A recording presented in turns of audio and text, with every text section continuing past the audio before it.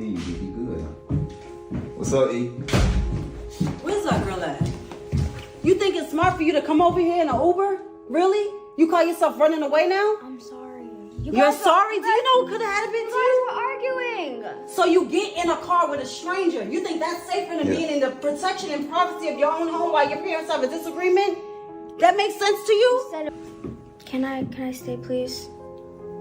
Let me talk to Mom right quick, Jada. Let me talk to Mom. You just go upstairs real quick.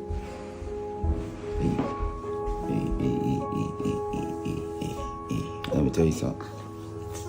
Listen, baby. I'm gonna tell you what happens sometimes. What happens sometimes, kids just need emotional support. You a great mother. And everything. I know she probably just feel better around the man.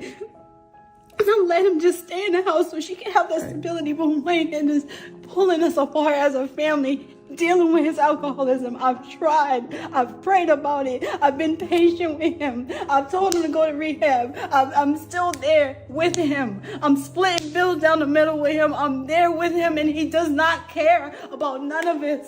Even after the accident, you're still drinking. Listen. Like the things he said to me tonight, Wayne, I'm telling you, like, there could have never been a moment where he loved me or us as a family, and for her to feel more comfortable in somebody else's house, I feel like a failure as a mother.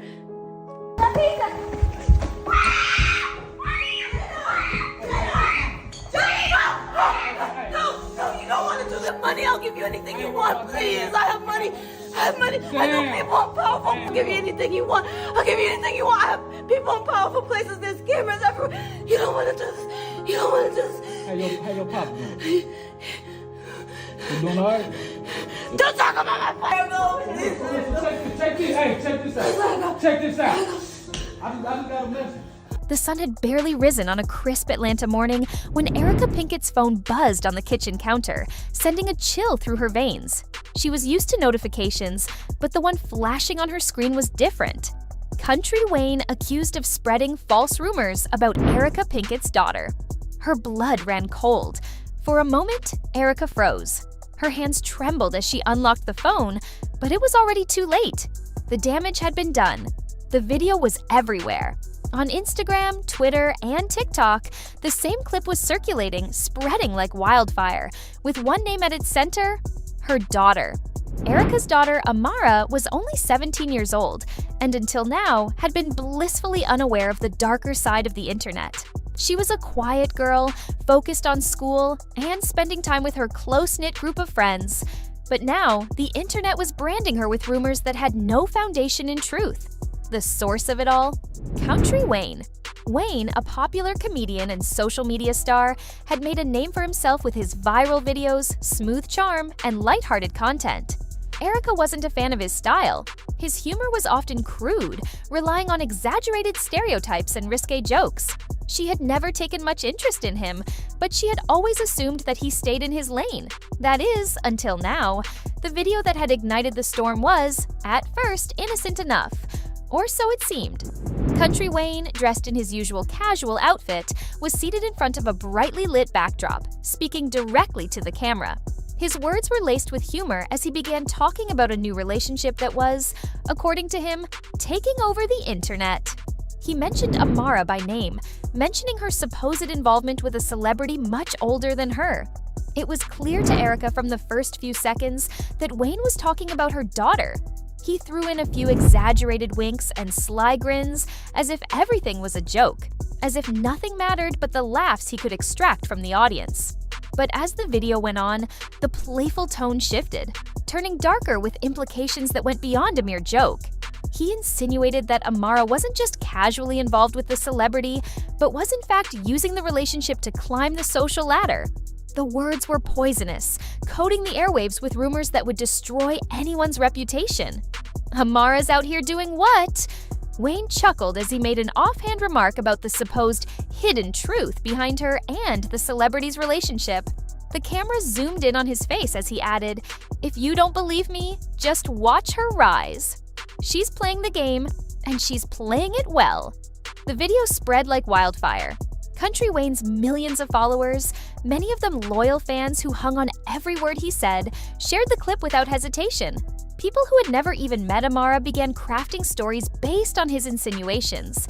Erica's phone rang constantly, from friends, from family, and even from complete strangers. "Did you see what CountryWayne said about your daughter?" they all asked, their voices laced with disbelief. Erica couldn't believe it. Was this really happening?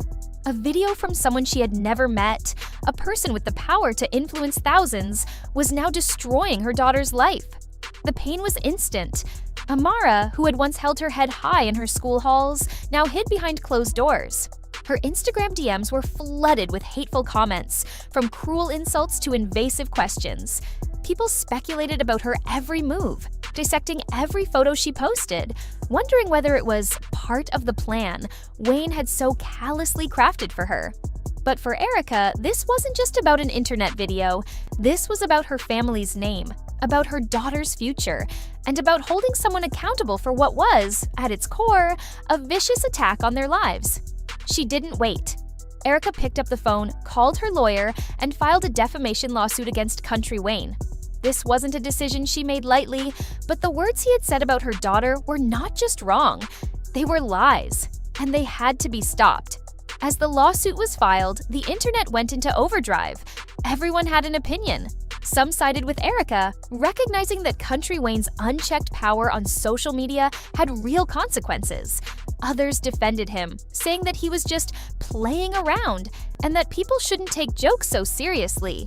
But for Erica, there was nothing funny about watching her daughter suffer. There was nothing funny about watching a lie spread uncontrollably, with no one in a position of power stepping in to stop it.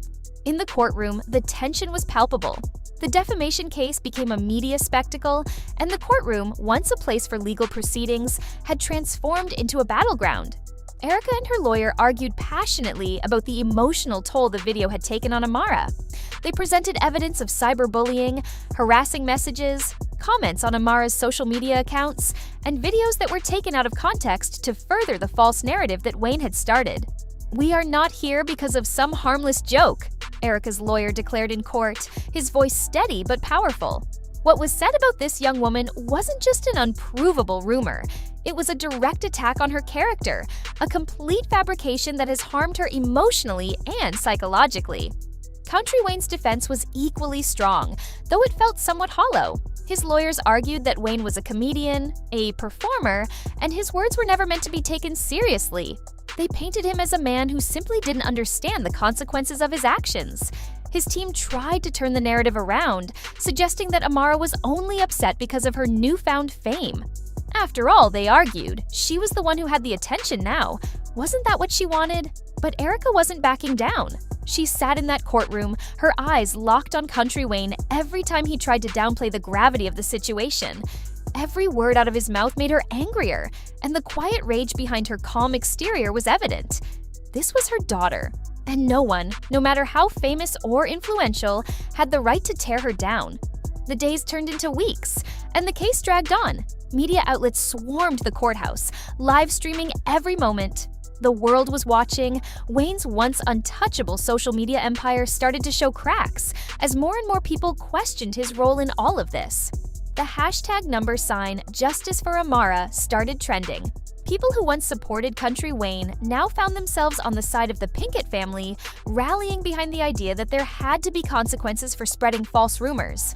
Finally, after what seemed like an eternity, the jury deliberated. When the verdict came down, it was clear that the tides had turned. The jury sided with EricaPinkett. CountryWayne was found guilty of defamation, and the court ordered him to issue a public apology. But that wasn't the end of it. Erica also won a settlement, a sum of money that, while necessary, would never undo the damage caused by Wayne's reckless actions. The apology came, but it felt hollow. Wayne stood before cameras, a forced smile plastered on his face as he read from a script, apologizing to Amara and her family. He claimed that he never meant to hurt anyone, that he was just joking, and that he took full responsibility for his words. But the damage had already been done. The video lived on in the corners of the internet, forever linked to his name and to the Pinketts. For Erica, the case wasn't about money. It wasn't even about the apology. It was about sending a message. She had fought for her daughter's name, for her dignity, and for justice. And while the court battle had ended, Erica knew that this was just the beginning of a larger conversation about accountability, the power of social media, and the need for responsibility in the world of celebrity.